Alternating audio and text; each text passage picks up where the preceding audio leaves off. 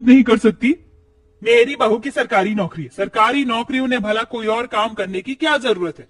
पता है वो दोनों कितना काम करती है, एक दिन भर बच्चों को स्कूल में पढ़ाती है और एक लोगों की परेशानियों को खत्म करती है, ना कि तुम दोनों की तरह कॉल पर बात और टक टक टिक करके एक जगह बैठकर कंप्यूटर चलाती है। तुम प्राइवेट जॉब वाली, काम ही क्या होता है।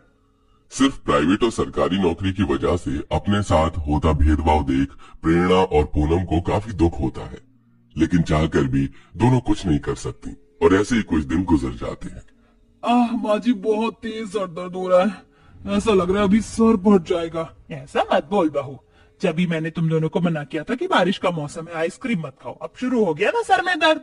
अपनी दोनों सरकारी नौकरी वाली बहू के सिर में दर्द होता था।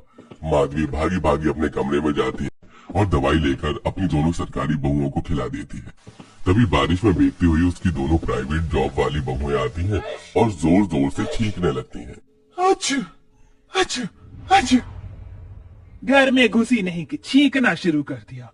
इसमें हमारी क्या गलती है, बारिश में भीग गए तो इसलिए जुकाम हो गया। ठीक है, अब ज्यादा बहाने मत बनाओ। महक और दीपा की तबीयत ठीक नहीं है, जाओ जाकर इनके लिए काढ़ा बना दो।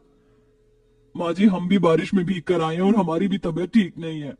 तुम दोनों को बस जुकाम हुआ है, लेकिन मेरी सरकारी नौकरी वाली बहू को सर में दर्द हो रहा है। पता भी है वो दोनों कितना काम करती हैं। अब मैं तुम्हारा ये मामूली जुकाम देखूं या उनका सर दर्द।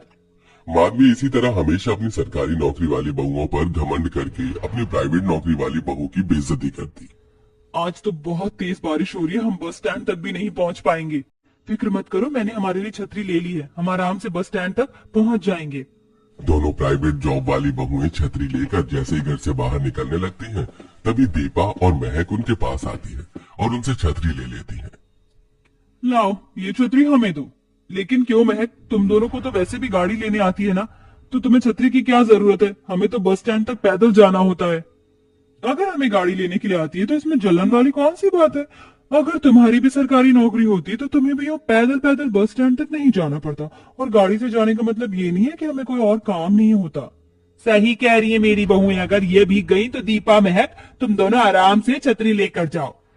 दोनों सरकारी नौकरी वाली बहुएं छतरी लेती हैं और घर से बाहर निकलते ही गाड़ी में बैठकर निकल जाती हैं, जिसे देखकर दोनों प्राइवेट नौकरी वाली